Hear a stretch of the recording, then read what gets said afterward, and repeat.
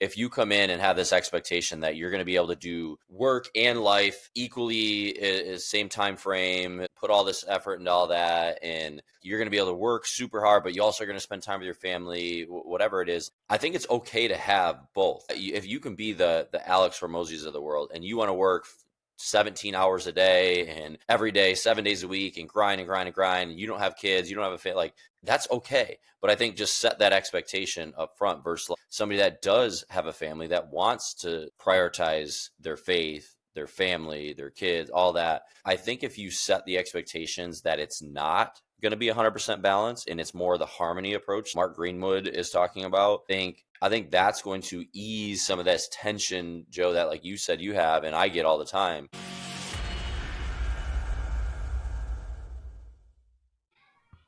Welcome back to the Brotherhood Beyond Business podcast. Today we're going to discuss work-life balance without losing your edge. So what does this mean? For us, or most business owners, the main issue that we run into is being told that we need to have a work-life balance and how that fits into our lives. So what I've learned over time is that having a work-life balance, I got this idea from a friend, Mark Greenwood, and he calls it harmony. So we're looking for harmony more than we're looking for balance. So balance is the idea that everything's equal. But realistically, as most of us know, as entrepreneurs or just somebody working a career, that it's really hard to balance, have the same amount of time on Monday through Friday doing work and with the family. But it can be the opposite on the weekends where you can spend more time with family and less time working. So it's finding that harmony between the two. Another thing that Mark always said really well that I really agree with is it's harmony in seasons. So there might be seasons where you have to be really dialed in. So let's use the fitness industry as an example. January is a crazy month in fitness. And so because of the crazy month in fitness, you really have to kind of go all in on your business and put a lot of extra time into that.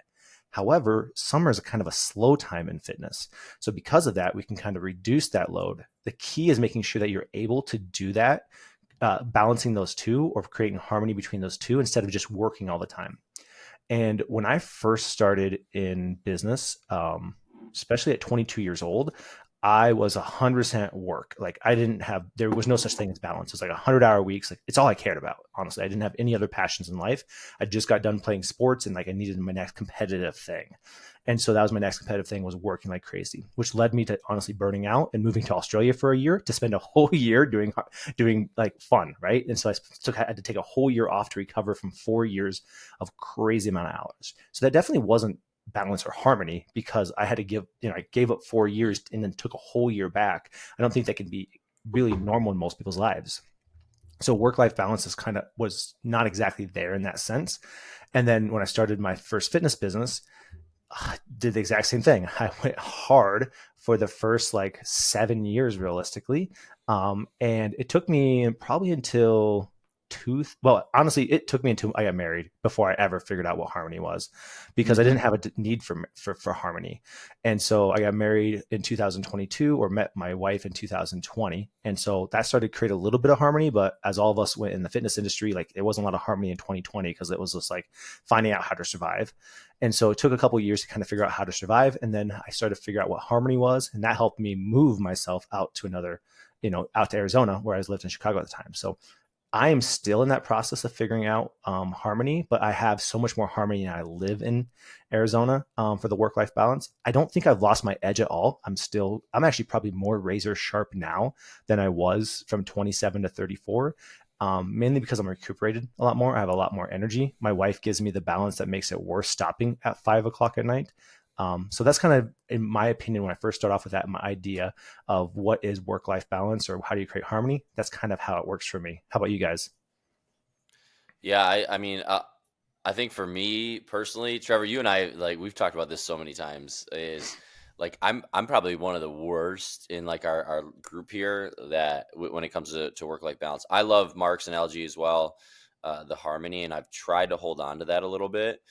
I also love what you mentioned there with like having a different outlook on like what work-life balance is and what it means to you. Like, cause same thing, like once I started having kids and things like that, like it forced me, if you will, like that sounds bad, but like it changed my perspective, right? Of like what I should prioritize.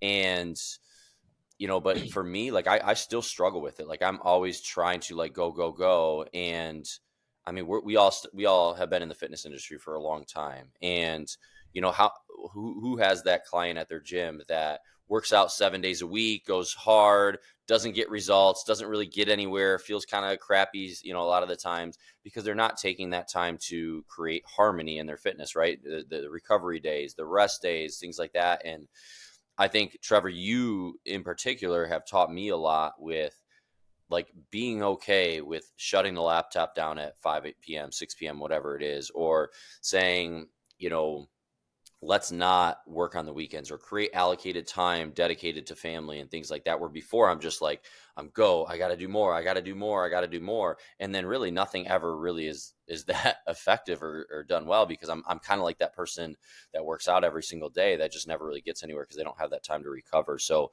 to your point, like I might do more, Trevor, than like what you're doing in terms of hours, but like you probably are more productive than I am because I'm like half in it, half energy wise because I'm trying to do too much, and that's for me that's like a big downfall for me. So like harmony and work life balance is something I've struggled with for a while, but I have gotten better. And I think one of the things that have helped me is kind of just creating it in my schedule just like it is my business, in terms of saying, all right, from this time to this time is when I'm working from, and this is exactly what I'm doing during that time. From this time to this time, I'm spending time with my wife, or from this time to this time, I'm spending time with my family. And that's probably been the biggest thing for me. It's definitely not work-life balance and what people think in terms of like, oh, it's got to be equal parts, right? I got to have 8 hours of sleep, 8 hours of work, 8 hours with my family. All of the entrepreneurs listening know that that's a pipe dream. Like you're not going to only probably work 8 hours a day for the most part, right? As an entrepreneur, especially early on. So like that's not feasible, but for me, at least right now in the stage that I'm in my business, but what can be better is allocating dedicated times and being okay with that and setting those mini deadlines of like, all right, well, if I'm shutting it down at 6, I have to get the things done. And then I have to be okay that this is as far as I've gotten during the day. So it's something that similar to what you said, Trevor, like it's a work in progress kind of thing, but allocating like actual time blocks in my day and in my week, not only for my business, but also for my family or whatever else I want to do, whether that's like, hang out, get a drink with a friend or whatever it is, like actually allocating that time, just like I plan my calendar with work has been the closest thing that's helped me get a much better harmony. And I've definitely been a lot better with that.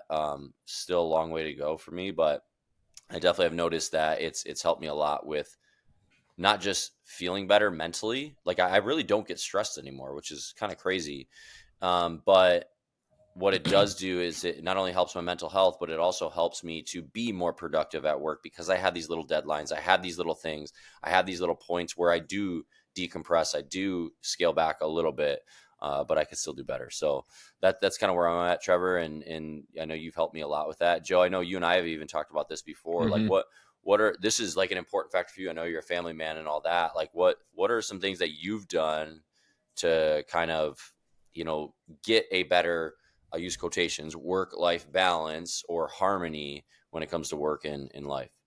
Man, I like how you kind of ended yours. You said I could always do better. Like I feel like we wouldn't be entrepreneurs if we didn't always feel like we could do better. 100%. Like it's never going to stop. The tension's never not going to be there. Like no matter how harmonized I get with my work life and my family life, there's always going to be some voice that's out of tune. There's going to be some tension there. Am I being too lazy? Am I letting my family down? Am I not doing enough for my business? Wait, we haven't hit our revenue goals yet.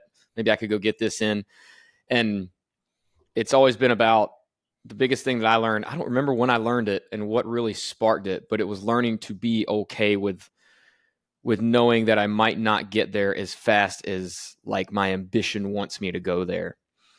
Especially if I'm going to prioritize my family, which in terms of what's in line with maybe it was just, I had to set my values and really live by my values, because for me, it's going to be God, my wife, and then my kids, and then it's got to be business. So, once I decided that, then I had to stick to it. And a good example that pops into mind is anytime my 16-year-old has a basketball game, and it might be 2 hours away because, we homeschool our kids. We got to travel for some of this stuff. It could be the hours are weird, right? It could be at 4 p.m. on a Tuesday. So that means we've got to leave our house at like 1 p.m. or 12:45 p.m. to get him there on time. So that means that day I'm like, all right, I'm not getting any work done that afternoon because we got to drive there, we got to watch the game, and then we got to drive back. The cool thing about owning a business is I could come home and do work afterwards. But at this point in my life, I'm not going to. But learning to be okay with that was the hardest part and took the longest for me. I'll never forget this story. I can't remember if you were there, Danny. I know Trevor was there. We were in Indianapolis at a meeting, and we were learning about profit first before it was cool, before everybody knew about it.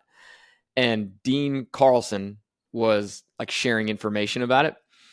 And gosh, what did he say? He said something like, one day you're going to want,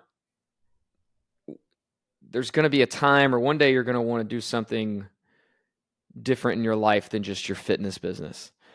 And Trevor looks at me and Trevor goes, I don't really see a difference. I mean, it pretty much is my life and I love every second of it. And Dean's like, well, look, he said, there's going to be a point, and I promise you, there will be a point when you're no longer just feeding yourself off of passion or something to that nature. Like you're not just passion driven all the time. You have other reasons for doing what you're doing. And when that passion isn't there on every single day of the week, you have to have another reason to continue driving forward. And we knew nothing about that at the time because we were so passionate and so excited and everything was so, new, even several years in. But I remember him saying that and it had an impact on me, like right there. It was like something clicked and I was like, I've got to start working on this. Because not long after that, I was like, oh, I'm not infatuated with my business anymore. Like I love my business, but I'm not infatuated with it. I'm not massively excited to go in every single day. I have to find a reason to be excited to go in every day. So I think early on, when somebody's so passion driven and excited, it's very easy to decrease that harmony, get out of balance, whatever you want to call it. But as I've learned further, I had to have other reasons to push ahead. And once I had those reasons, some of those reasons became the priority. And so for me, harmony is prioritizing those reasons over my business. And has it like slowed business growth? Probably. You know what I mean? I mean, if I spent 5 more hours a day, 3 more hours a day working on following up with people or whatever it might be, I'd probably be bringing in more revenue than I am now. But we still are consistently making progress. And like I'm able to teach my 16-year-old how to drive a car, like let him drive me around. We go to the movies, we talk, you know what I mean? Like I'm getting ready to start coaching baseball for my 7-year-old son and probably going to end up having to help with my 4-year-old daughter as she starts playing t-ball. So those are all things that matter a lot to me. So getting my values in line and then living my life based off of those values allowed me to be okay not working all the time. But that doesn't mean there's not constant tension, like all the time. Like I'm going to go watch this movie. Shit, am I being lazy right now? Could I be doing this at work instead? I could hop on the laptop real quick and like see if I can get this person to schedule an appointment, or I could do this, or it's always feel that way. There's never not like a pulling tension right there, at least a little bit. I just had to learn how to deal with it. Yeah, Joe, there's so many things you said there that I could like bounce off and go. But one thing, like the part you said there at the end, you and me specifically text about this once in a while. I was like, because I'll be sitting there on the couch with my wife trying to be the best husband I can. And I am just being like a natural pull towards my office. Be like, gosh, like the project I was working on today. Or I'll be like, I'll text you and be like, do you guys ever feel like you're being lazy, even though you've just worked like 12 hours and you got your workout, you did everything you're supposed to be. And it's only an hour before bed and you're like, but I'm just sitting here relaxing. It's like, I think that's entrepreneurship in a nutshell, is like, no matter how much you've done, you feel like you've never done enough because you are chasing something so big that like there really isn't an end point to it. So I think that's a big one, that when it hits all three of us pretty hard, because I know all of us are always like, man, it's, me and Danny we own Level Up together, and we really only get text about Level Up at like, it would probably be like 9 o'clock Danny's time, 7 my time kind of thing. Usually we do most of our texting for the business that late at night because it's just the only time we really can connect. And so it's kind of interesting because we're doing business at that time because that's the time that it hits. But like, I never see that part as a burden. So it's like, oh, I'm excited. I'm like, oh man, we get to talk about like, this kind of like, yes, last night we were texting about a marketing message, and that's fun stuff. But it's the idea is like, we can never really turn that off. So I think as entrepreneurs, as Danny was saying, I have found the only way it works for me is I have I am religiously tight on my schedule. My schedule from the second I wake up until really until the second I go to bed. But like I would say until 5 o'clock for sure is scheduled out. And like when that 5 o'clock thing, I have an alarm that sets off on my phone that says become the man I want to be, which is the man that's more. So that alarm says that, and that tells me, okay, like the man I want to be is more than just this entrepreneur. And so that forces me to stop for the night, and that starts my workout. And pretty much my workout happens right after that. And then I'm, with my wife, and I don't have kids, but I have a dog that's like a kid. And so that's my time to dedicate to them. But I do find that pull really pulls at me a lot. You for those watching, you should, Trevor, you should share it one time. Just share your calendar. It's great. It's Wild. literally like 15-minute blocks, all these different colors. It's crazy. The average person, I think, would be like, what is going on with this? But it works for you, right? And it helps you Yeah. do that. I think the biggest thing, like the takeaway that I'm getting from all this is like, I think it really comes down to the expectation that you set at the beginning of it, right? Like if you come in and have this expectation that you're going to be able to do work and life equally, same time frame, like put all this effort into all that, and like you're going to be able to work super hard, but you also are going to spend time with your family, whatever it is. Like I think it's okay to have both. Like if you can be the Alex Hormozis of the world, and you want to work 17 hours a day and every day, 7 days a week, and grind and grind and grind, and you don't have kids, you don't have a family, like that's okay. But I think just set that expectation up front versus like somebody that does have a family that wants to prioritize their faith, their family, their kids, all that. Like I think if you set the expectations that it's not going to be 100% balance and it's more the harmony approach, like the Mark Greenwood is talking about, I think that's going to ease some of this tension, Joe, that like you said you have, and I get all the time. It's good. I think that's what allows you to be okay, Joe, like you were talking about, with having less balance, but more harmony when you do split the two. And I think it's just really about setting the expectation of like, I am going to work more than I'm going to spend time with my family. And that's okay. But I'm going to also be okay with letting go of work so that I can do these allocated times with, my family and things of that nature. So I really think like it really boils down to just setting the expectation of what entrepreneurship is for you and what you want out of it, and then reverse engineer backwards and say like, okay, I'm okay with this level of work-life balance. And that's what I'm going to shoot for when it comes to, what it looks like on a weekly basis. Well, Danny, that's kind of what the Brotherhood, really what we've done the Brotherhood for, is letting entrepreneurs know that like there's the Hormozy way, which like you said, his mission is huge. What he's trying to do is trying to pretty much educate all entrepreneurs on how to actually like run a business in a sense, and give an education, redo the education system. So his mission's so big that he can like grind upon hour upon hour, and like it doesn't really affect him, at least from our outside perspective, the way it would affect us that way. However, that's not our mission. And I think a lot of entrepreneur males fit in our category where it's like I started a business to develop a life for me and my family, especially as we've aged and we've developed our families. Like this is what our business is a part of this equation. I think that's what we created the Brotherhood for, is like letting other entrepreneur males know it's like it's okay not to be the guru, not to be the person that's grinding all the time. And we've all been there, and you have to go through that grind. You honestly have to, the first few years have to be the grind, because otherwise you're not going to make it in business. You have to have the grind in early on, but there becomes a point when you have to, like Joe said, Dean Carlson told us, there's a point where you're going to have to either figure out, is my mission big enough that I'm okay sacrificing everything, using like Kobe Bryant as an example. Like he sacrificed everything to be the greatest basketball player he could, right? His life was short for other purposes, but the idea is he missed out on all the other things that we get to enjoy because he sacrificed everything for this one thing that he wanted to be great at. For us, we want to have really good businesses, but we also have decided we know there's other aspects to life that we want as men. And so I think that's just what kind of staying on what you were saying there is like, that's really what the Brotherhood was designed for, was specifically to help other male entrepreneurs know this is like normal. This is probably more normal to be in the case that we're in than be in like an Alex Hormozy who can work a 17-hour day. Yeah, 100%. Just got to get okay with it, right? You got to learn. This is corny, but like you got to be comfortable with being uncomfortable. I feel like this is a good example of learning how to get comfortable being uncomfortable. Like we could do that with difficult conversations, telling people no, and it's very easy to want to accommodate and help people. And the more you do that, the easier it gets. The more it's for me, a lot of things I've been talking about fitness wise lately with people, like what we tell our clients, like it's all about feeding the right wolf in your head, right? There's that old analogy, like There's the negative side that's going to be telling you all the bad stuff, all the things you're doing wrong. And then there's the good side that you can feed, and you can replace that with how you would talk to your best friend. Like, and I've always studied that stuff, and it's always sounded kind of corny, but it's real. Like, it's a real thing. It really works. It's something I've had to work on over the years. Like, even just talking to you guys yesterday when we had our call, like I was talking about how, man, today I just feel like we're not growing at the rate that we want to grow. We're not hitting it. And then I was like, we've done this, we beat this month last year, this month the previous year, and I've got this going, this going, and this going.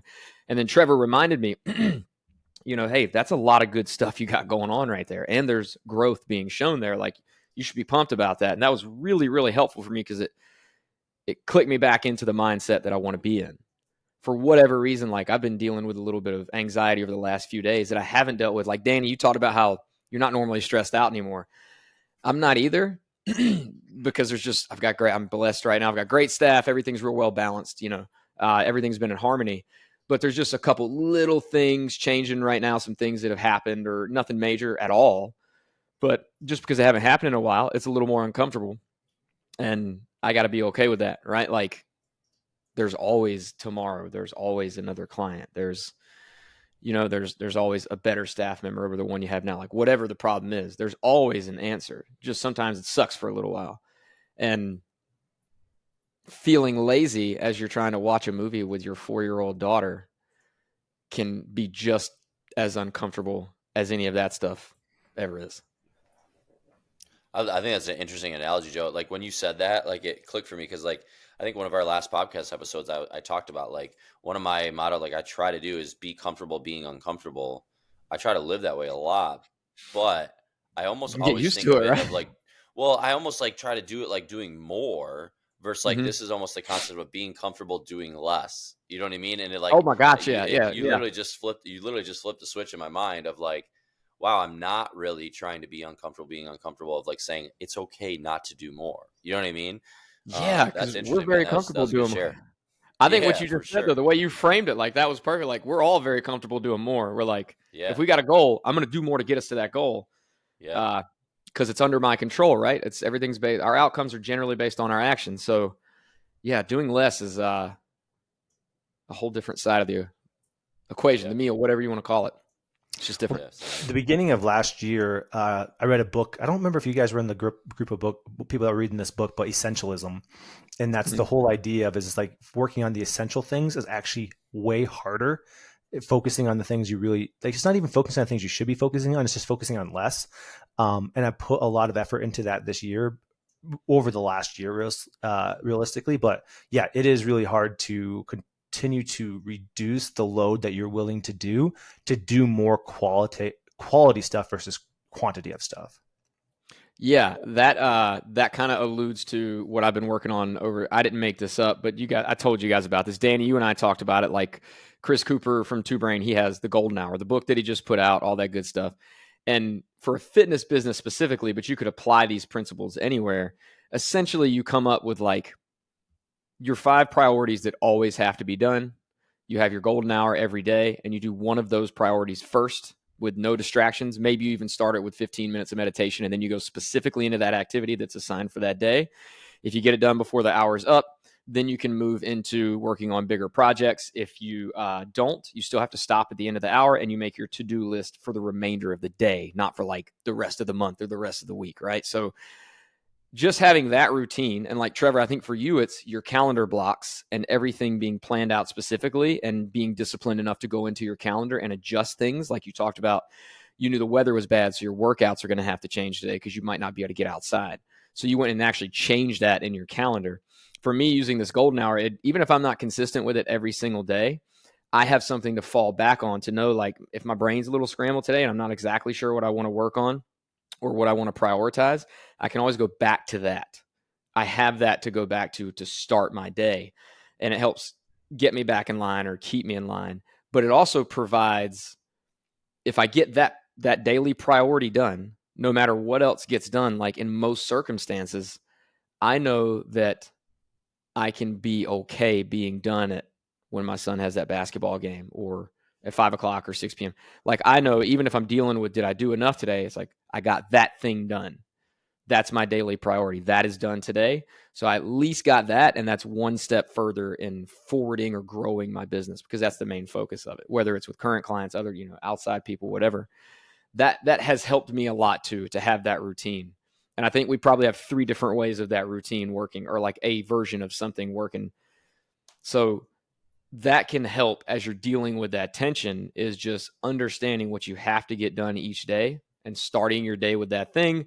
And then knowing as long as you got that done, you're successful. Like, you can let go if you absolutely have to. Something comes up, right? Kid gets sick. You got to take him to the emergency room. Like, we just had a stomach bug go through our house. You can be okay with it. Yeah. I've been doing that a lot lately, for sure. And a lot of it started, well, it's kind of been a process for almost 12 months now for me. Yeah. And I've worked with both of you guys on that, whether it's the two brain kind of concept. Trevor, you and I have talked about this forever, like almost to nausea. But I've even started doing this with my sales team too, where like open to goal concept, right? And like, that's like a good analogy of like that way of thinking about your day or your business to get more harmony in your life, of like open to goals. So I have this one thing that, whether it takes me 10 hours that day or it takes me 2 hours, like as soon as I'm done, I can be done for the day and I can be okay with it. Right. Mm-hmm. Not saying you have to run your business this way, but like for instance, like I have my sales team, each one of them, they have to make 100 calls every day. And then if they're done, as long as they don't have consults, they can leave if they want. Right. So as long as they do the primary metric or outcome that they have to focus on that day, which for right now is get your 100 calls in, then they're good. If they want to stick around and do some other things, do some practice, do some role plays, do these calls, hit more than 100, whatever it is, they can do that. But it just says like, I can be okay with being done for the day because I got my one thing done that's going to move the business forward, or move my career forward, or move my role or responsibility forward that's going to impact the business if you're not an entrepreneur, you know what I mean, or you're a partner or whatever it is. So I love that analogy, and that's something I've been trying to implement a lot. Easier said than done, because I have ADHD and I try to put 30 things on my plate at one day, but it's definitely helped me a lot.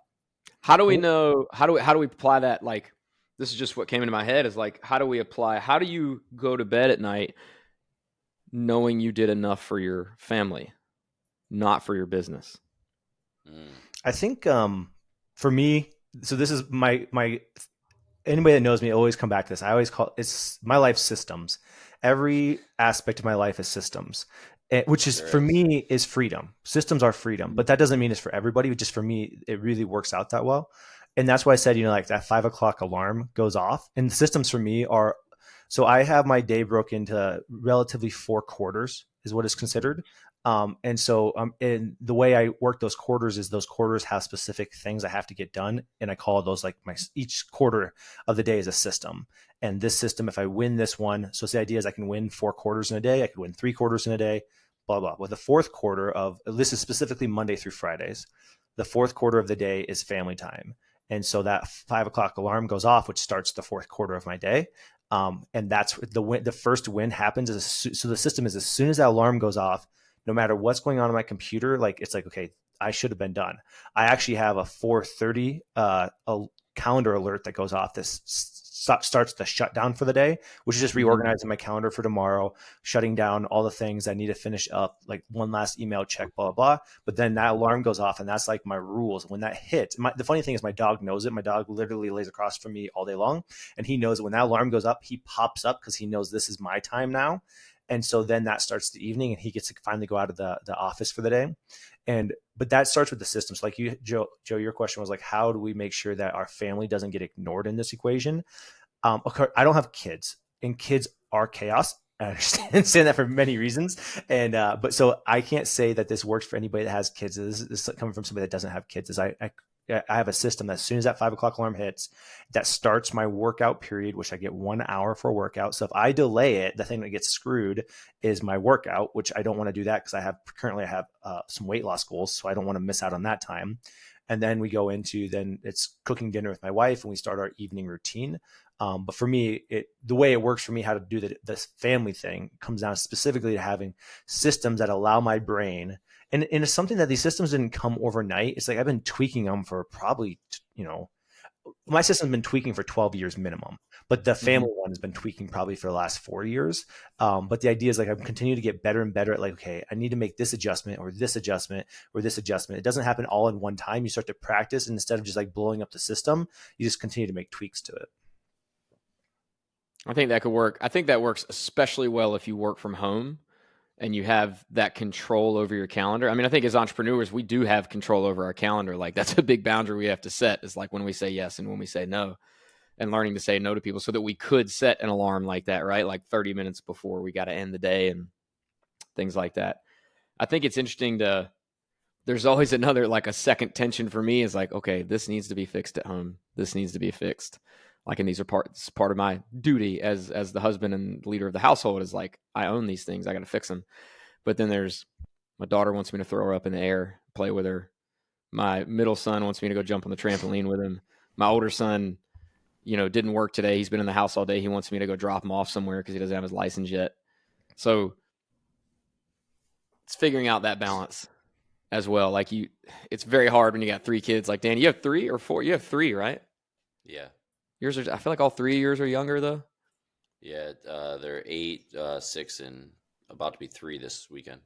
You're about to have a busy sports life, buddy. Here in a few years, y'all gonna be dividing and conquering. They're already starting, man. It's pretty heavy, but it's fun. But yeah, I'm with you. I same thing. Like, and that's why working from home a lot of times for me doesn't work well. Because like, especially my 2 younger, they don't. Even my 8-year-old doesn't really they don't get it.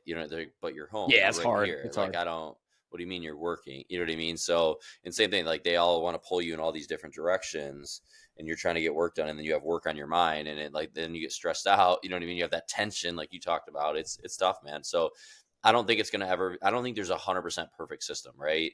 Like Trev, you're the systems guy for sure, but I'm sure you even run into issues, you know what I mean, at times, or different things with harmony or work, or you like you said, you're watching that movie, but you feel like you should be doing something. Like, I don't know if anybody's ever going to 100% get there, but I think if you can set the expectations, if you can organize your day or set priorities or set calendars. I love that concept. It's almost like a basketball game. You know what I mean? Like, or a sporting event, like have quarters of your day and like set those down. Like Trevor, the deadline at 5 p.m., like you're probably going to get way more done versus like maybe Joe and I were just like, well, just whenever I get this done, then I'm going to be done for the day. And it like drags out, right? It's the concept of profit first, right? You have the time that you allocate is you're going to get the stuff done. So might as well shorten that window so you can have shorter deadlines and get more productivity. So I think that's huge. So I think setting deadlines for yourself, I think carving out time for your family, just like you would in your business, in your calendar. I think setting the expectations, like I think those are some big takeaways from today that I think the people listening can really benefit from. Yeah. One thing I wanted to leave with is, each of us live different specific lives, right? Obviously, your lives are probably a little bit more similar because of kids. But also you guys one lives in Michigan and one lives in North Carolina. So Joe can do stuff at night and Danny for 6 months a year is just hosed. And so like it does change what's going on in our lives for sure. And I live in Arizona and I don't have kids, so I have a different lifestyle. But also one thing that I did make a huge change in my life is I left the fitness industry because I couldn't develop the perfect lifestyle that I wanted. So you do have to kind of gauge things on is taking time to figure out what you want to be your work-life balance. And I think that's just a perspective to take in. What do you want your work-life balance to be?